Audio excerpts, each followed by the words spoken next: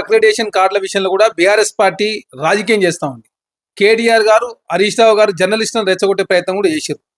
అసలు జర్నలిస్టులను తెలంగాణ రాష్ట్రంలో అరెస్ట్లే చేయలేనట్టుగా కేటీఆర్ గారు, హరీష్ రావు గారు మాట్లాడారు. ఆనాడు తొలివెలుగు రగనను అరెస్ట్ చేశారు, తీన్మార్ మల్లన్న అరెస్ట్ చేశారు, టీవీ9 రవిప్రకాష్ కూడా అరెస్ట్ చేశారు.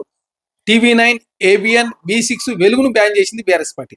ఇక అక్రిడేషన్ విషయానికి వస్తే ఏ విధంగా ప్రవర్తించారో తెలంగాణ సమాజం చూసారు. కానీ కాంగ్రెస్ ప్రభుత్వం, ప్రజాప్రభుత్వం, రేవంత్ రెడ్డి గారి నాయకత్వంలో అధికారులకు వచ్చిన తర్వాత అక్రిడేషన్ల విషయంలో చాలా పారదర్శకంగా జర్నలిస్ట్ నుంచి వస్తున్న రిక్వెస్ట్ల ఆధారంగా ప్రజాప్రభుత్వం ముందుకు పోతా ఉంది. ఒక సందర్భంగా డెస్క్ను జర్నలిస్టులు వేరుగా చేసే ప్రయత్నం చేసింది రాష్ట్ర ప్రభుత్వం.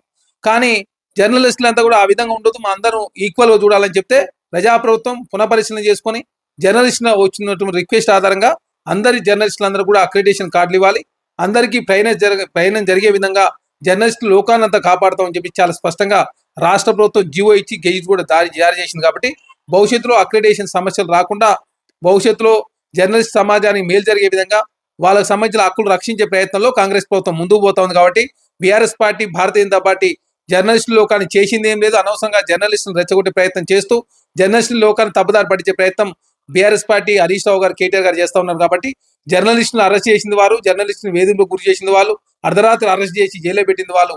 తెలంగాణ రాష్ట్రంలో ప్రజాప్రభుత్వం శృతి మించినప్పుడు మాత్రమే ఎవరి మీదనే చర్యలు తీసుకుంటా ఉన్నారు తప్ప జర్నలిస్టుల లోకాన్ని తప్పుగా చూపించే ప్రయత్నం కాంగ్రెస్ ప్రభుత్వం చేస్తలేదు. జర్నలిస్టుల హక్కులు కాపాడే ప్రయత్నం కాంగ్రెస్ ప్రభుత్వం చేస్తా ఉంది.